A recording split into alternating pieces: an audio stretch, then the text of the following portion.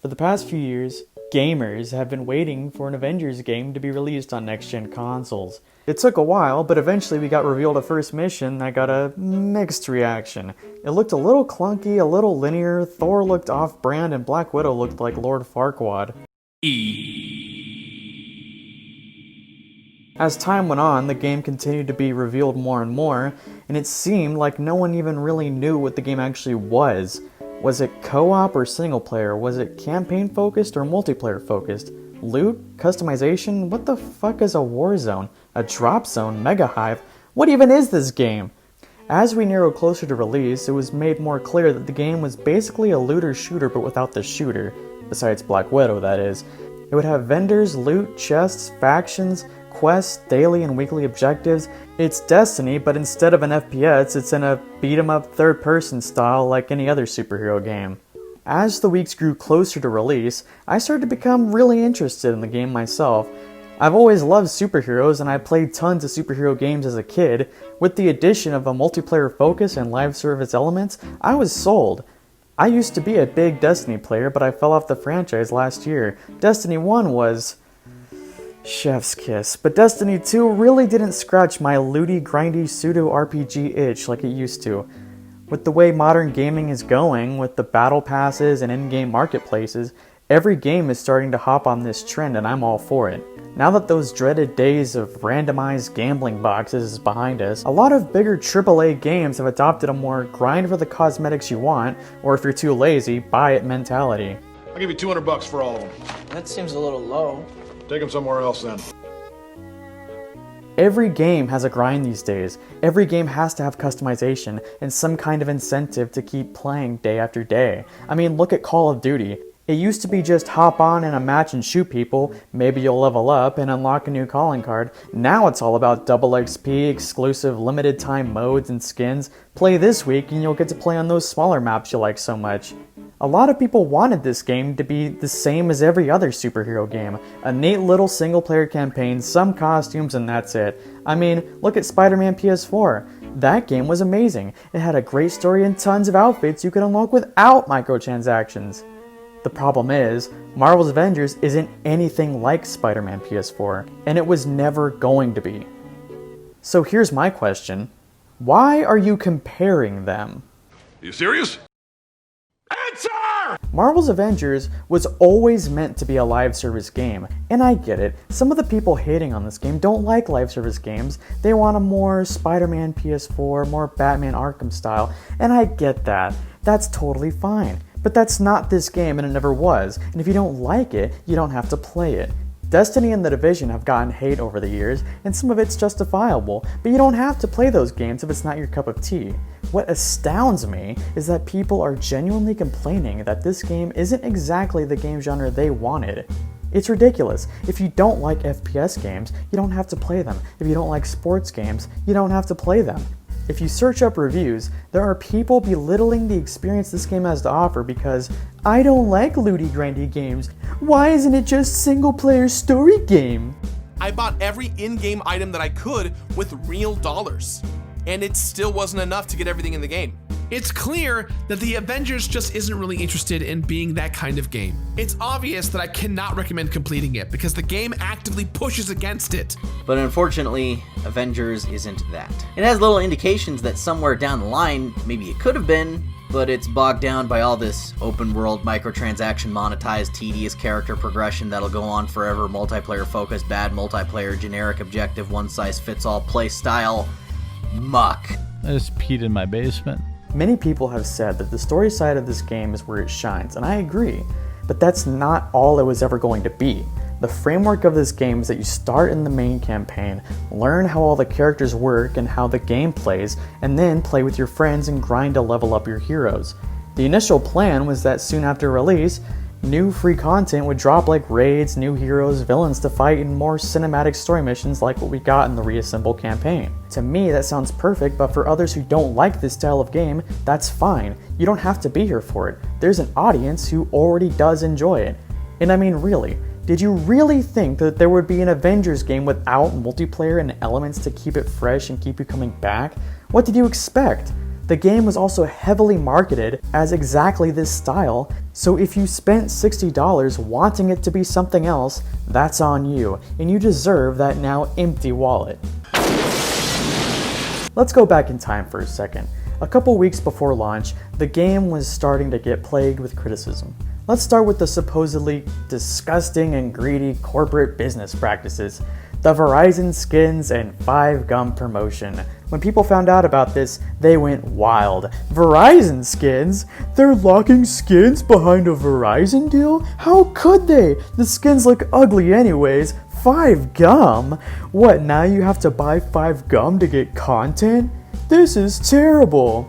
It's like you brain-dead morons have spent the last decade living under a rock. Did no one notice Destiny 2 Pop-Tarts?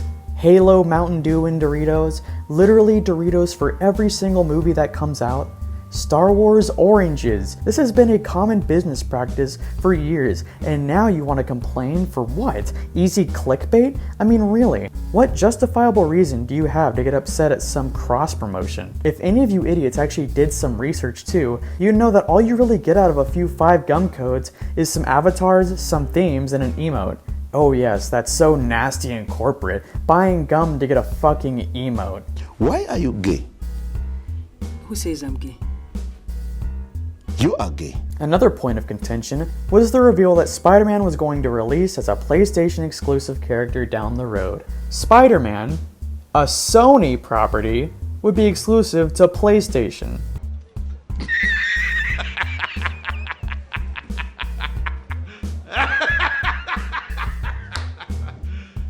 You serious? This is unfair. What about PC and Xbox? I'm spending $60 and I'm not even getting all the content.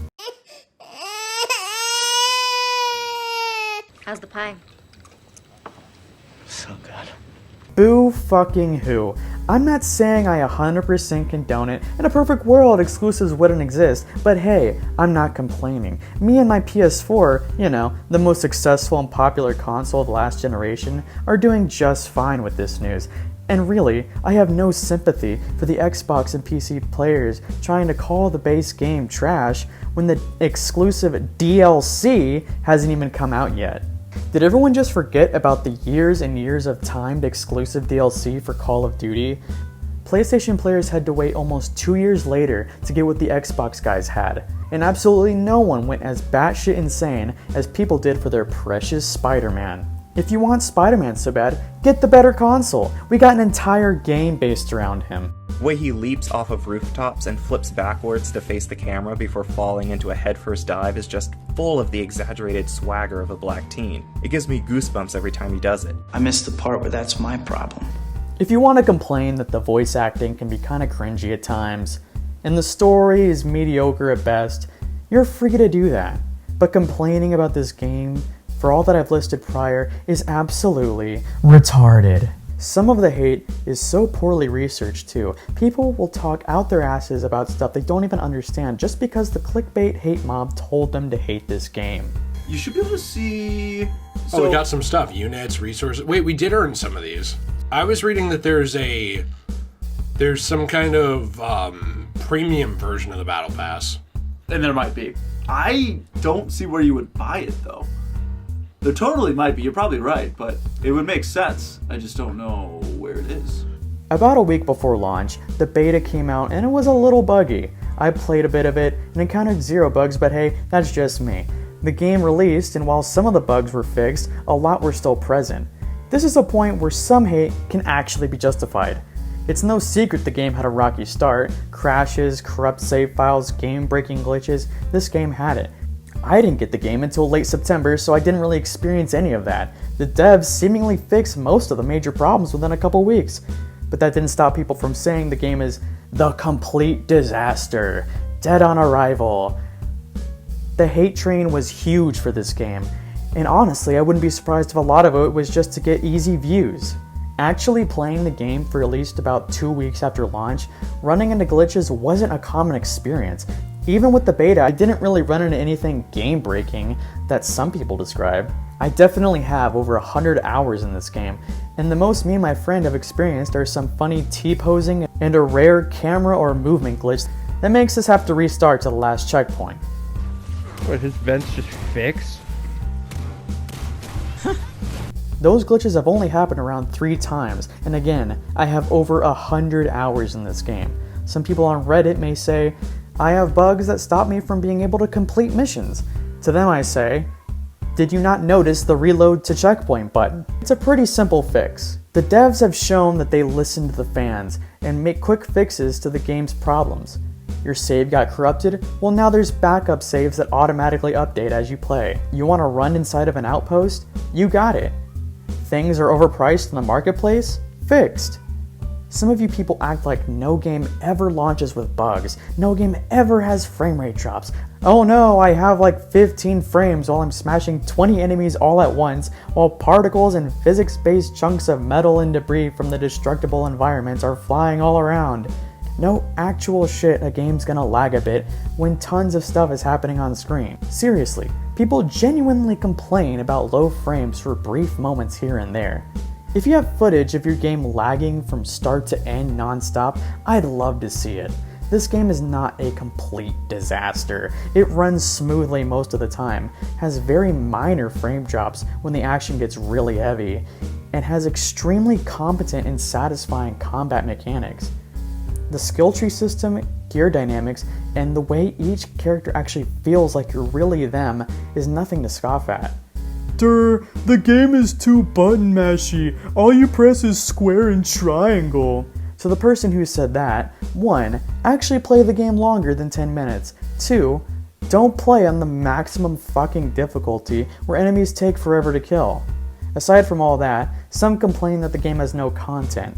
To them I ask, what the hell are you talking about? Again, I say I have over 100 hours in this game, playing maybe 4 to 5 hours, give or take, almost every day. And I'm still not done with all my objectives and challenges in the game. I still have gear and cosmetics I'm eagerly grinding towards. I don't play every night, but when I do, it's for a good chunk of hours, and I still have content I haven't touched yet. To those who complain the game has nothing left for you to do, that's on you. Sure, if I played the game all day every single day, then yeah, maybe I'd agree with you. But I don't think that's how the majority of people play games. And when I do complete most of the content in the game, they'll have released a raid and a new hero by then.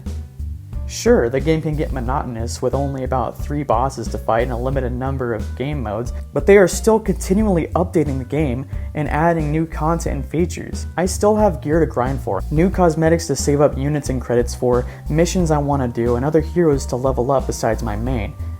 I made this video because I feel this game is getting a lot of hate it doesn't deserve. Yes, the game should have definitely been delayed, but that's not on Crystal Dynamics, that's on Square Enix. And then, they give it to the lead designer and like, right, and then he checks it over, is like, look, we could just do with this changing, then they send it over. That's uploading time. Oh, I upload a video, it takes me an hour and a half. Yep. And then, they come back, all right, I'll edit it. That's a couple of more hours. Yep. And then they're working at home.